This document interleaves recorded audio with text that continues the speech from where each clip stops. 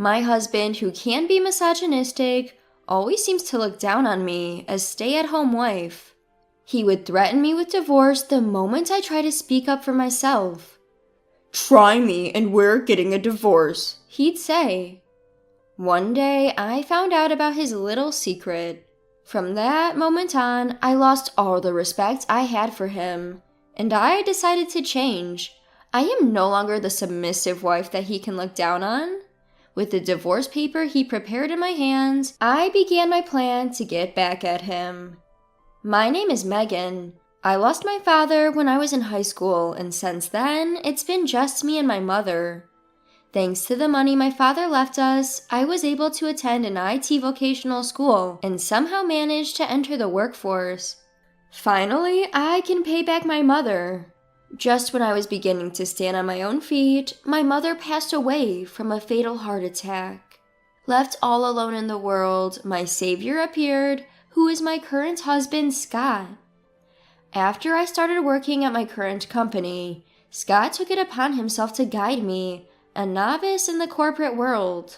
He was there for me when my mother died, voicing his concern for my mental health, urging me to rely on him more. From that point on, I turned to Scott not just for work-related advice, but for personal matters as well. Scott always seemed to be there, leading the way for me. "Megan, you really can't live without me, can you?" He would say that frequently after we officially started dating. And then he proposed. "From now on, I'll protect you for the rest of our lives. Let's get married." At Scott's suggestion, I quit my job after getting married to become a full-time housewife, maintaining a sweet home so my husband can go to work without worry. This became my new job. However, living up to Scott's high standards was tough, and I struggled to keep up with his expectations and household chores. "Hey, Megan, what were you doing all day?" My husband would question, to which I would reply meekly. I cleaned the room, did the laundry, aired out the comforter, and then I went shopping for dinner. I spent some time making beef stew. How's the taste? "It's okay, but did you really clean?" Huh? Why? "There's dust on this shelf." Oh, I must have missed the spot. I'll be more careful next time. "If you're home all day, at least make sure the housework is done right." I'm sorry. Scott maintained a superior-inferior dynamic, just like at work, even after our marriage. At one point, he criticized. "Hey, what's up with this meat and potato stew?" Huh? Is it bad? "Why is there pork in a meat and potato stew? It's supposed to be beef." We always made it with pork in my family. "That's because your family was poor and could only afford pork, right? Are you saying my salary is not enough?" That's not what I meant. Scott would severely scold me if anything didn't go his way, and often belittled me for being a child from a single-parent family without common sense. He started spending his weekends out alone. Hey Scott, where do you go every weekend? One day when I asked him this, Scott's mood quickly soured. "Why do I need to report my whereabouts to you?" It's not a report. I just wish we could spend more time together as a couple on weekends. "You have all day, every day to rest at home while I work tirelessly. Let me spend my days off the way I want." I'm not asking you to take me anywhere. I just want us to spend some quiet time together. "That's exactly what I can't stand. I married a woman with no special talents and even let her be a housewife. All you need to do is keep quiet and do housework for me." Scott mumbled and stormed off to the bedroom. The next day, he handed me a piece of paper. It was a divorce notice, with Scott's name already filled in. What does this mean? In shock, I quickly questioned him. "You don't even understand what this is? Guess single mothers don't even teach their kids some basics, huh?" Scott, do you want to divorce me? "This is a warning. It's because of that insolent thing you said yesterday. If you dare to express your opinion to me like that again, I will divorce you right away." But why? When he said that, I found myself unable to respond. After all, I have nowhere else to go, as I have no family to fall back on. Since then, every weekend when Scott would leave, I had no choice but to quietly see him off. One day, as I was cleaning the house as usual, I noticed that his computer was still turned on. When I looked at the screen to turn it off, a homepage of a hotel resort caught my eye. Could this possibly be a couple's trip? My mood brightened all at once. Despite all his harsh words, Scott cared about me. From that day, I put more effort into housework than usual, waiting for Scott to bring up the topic of the trip. However, no matter how long I waited, he would not mention anything about the trip. Out of curiosity, I began to check the home computer more frequently. Looking at the browsing history, it seems like Scott was still searching for hotels. I wondered if he was seriously selecting an accommodation for us. One day, while periodically checking on the computer, I noticed a completed reservation notification on a booking site. The reservation was for this upcoming weekend. Finally, he must have finished selecting a hotel for us. While anxiously waiting for Scott to invite me, it was already Friday. Unable to hold back, I asked Scott, "Scott, don't you have something to tell me?" Scott looked at me, slightly startled. What are you talking about? But I couldn't insist on him to talk about the trip. He became grumpy and went to sleep, and just like that, Saturday dawned. "Good morning, Scott." What's with you? Dressed up this early in the morning? "Oh, because..." Never mind. I'll be leaving once I'm ready. I won't be home today. With that, he quickly got ready and left the house. What was happening? Did he change the reservation after that? The name written in the companion section was not mine, but another woman's name. Companion Lily? 25 years old? At that moment, I understood everything. What he had been planning all along was not a trip with me, but a trip with a young mistress named Lily. In that moment, all my feelings of love, gratitude, and respect for Scott swiftly faded. I was quick to react. To confirm his affair, I headed to the hotel that Scott had booked. Upon arrival, I made sure to imprint in my mind the sight of my husband and the young woman cheerfully entering the hotel. Of course, I didn't forget to take photos for evidence. When I returned home, I thoroughly checked our computer. It took some time, but I was able to find texts exchanged between Scott and Lily, as well as photos of them together. Now I can confront him. Just you wait. There was still plenty of time until he returned from his trip.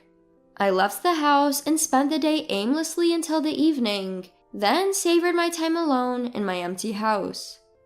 I may have been scolded by Scott for lazing around, but now those days of tension seemed unreal. I even abandoned housework the next day, ordered delivery, and spent my time however I liked. On Sunday night, Scott finally came home. "Welcome home. You're late, aren't you?" Scott's eyes widened at the sight of me lounging on the sofa. Hey, what's going on? "What do you mean, what's going on?" Why are you still sitting on the sofa when your husband, have returned home? You're not even greeting me at the door. That's not right. Noticing the delivery bag on the table, Scott's anger started to seep in. Hey, what is this? Look at you living a high life while I'm not here. I sighed at him and said, "And where were you staying this weekend, Scott? Weren't you enjoying yourself?" If you knew, you wouldn't behave like this. Sounds like you want to see that again, Scott said, rifling through a drawer. Huh? It's not here. Scott flew at me, spitting angrily. Where did you hide the divorce papers? They're not here anymore. What? Scott almost exploded at my response, but the next moment he started laughing sarcastically. So that's how it is. I see. What? You threw away the divorce papers because you don't want to divorce me, thinking I wouldn't leave you, huh? You really are senseless. I feel bad. Your only mother couldn't even raise a kid right. I really don't understand what you're saying. So you want to play dumb, huh? Too bad. I can get as many divorce papers as I want from the city hall. I'll go get them right now. I didn't say I threw them away. Then why aren't they here? They're not here because I've already submitted them. What? Didn't you hear me? I signed those divorce papers and submitted them to the city hall yesterday. Wait, you submitted the divorce papers? Do you even understand what that means? Of course, isn't it obvious? If you submit divorce papers, the divorce is finalized. Are you telling me you didn't know that, Scott? Scott's face turned beet red at my mockery. Don't mess with me. You lived a comfortable life with my salary. Comfortable? Who's saying that? I couldn't help but retort. Where is the comfort in a marriage with someone who constantly belittles and ridicules me? Someone who never shows gratitude no matter how much housework I do. Belittle you? Of course a housewife like you is obviously below me, the breadwinner. If you want to give me an attitude like that, I'm done. Be all alone and realize your own foolishness. Get out right now. Scott kicked me out, yelling and ranting. Expecting this, I had already packed my bags. It was a good decision. I picked up my suitcase and proudly left the house. On a whim, I rented a weekly apartment and spent the night there. The next morning, I looked at my phone and saw an overwhelming number of missed calls from Scott. Just then, he called me again. Oh, what's up? Don't what's up me. Where are you now? It's none of your business. We're not married anymore. Stop messing around. The divorce papers you submitted on your own are invalid. Didn't you sign them yourself? I wasn't serious. You probably did it out of confusion too, right? After a night's rest, you should be cool-headed now. If you apologize, I'll forgive you. So come back. I haven't done anything I should apologize for. How dare you test me? Your husband. Well, I provided for you this whole time. If I dump you, you'll be alone again. Is that what you want? I realized something. It's better to be alone than to be with someone who doesn't care about me. I could tell that Scott was shaking with anger on the other end of the phone. He raised his voice through the phone. What? I've even compromised. Fine, I don't care about you anymore. You'll regret this. I'm pretty sure you'll be the one to regret this. You can't do anything, you're just a loser. Scott hung up the phone in a fit of rage. I used to be so scared of his yelling, but now all I feel is contempt. He didn't contact me for several days, but a week later, I got a call on my cell phone from him. Megan, what the hell is this bill? Once I had confirmed Scott's affair, I had asked a lawyer to file for damages. It seems that he finally received the bill. Oh, did it arrive? It's written clearly on the bill. Why do I have to pay damages? You're the one who left. I even said I was willing to start over, but you're the one who refused to come back because you're so stubborn. Aren't you misunderstanding something? It's damages for your affair. Affair? When and with whom did I have an affair? With Lily, 25 years old. You've been seeing her for a year now. How did you... You left so much evidence on your computer. Did you really think I wouldn't find out? You really thought I was a fool, huh? Scott seemed to think I was bluffing. He retorted in a fury. Evidence? You're lying. There was no such thing on the computer. Yes, that's right. You're not so stupid as to leave texts and photos with your mistress on there. Humph. As I knew you were bluffing. You can't fool me. Why don't you see for yourself whether I'm bluffing or not? I sent Scott the evidence of his affair. Upon seeing it, his tone of voice suddenly became frantic. How did you get this? I'm sure I deleted it. Indeed, all the data had been deleted from the computer. But Scott completely forgot that I had graduated from a vocational school with a certification in IT. It took some time, but I was able to restore the deleted data, so I saved them. Realizing he couldn't wriggle out, Scott suddenly changed his attitude. Look, Megan, you don't really want to do this, do you? Yes, I cheated on you with her, but it was just a fling.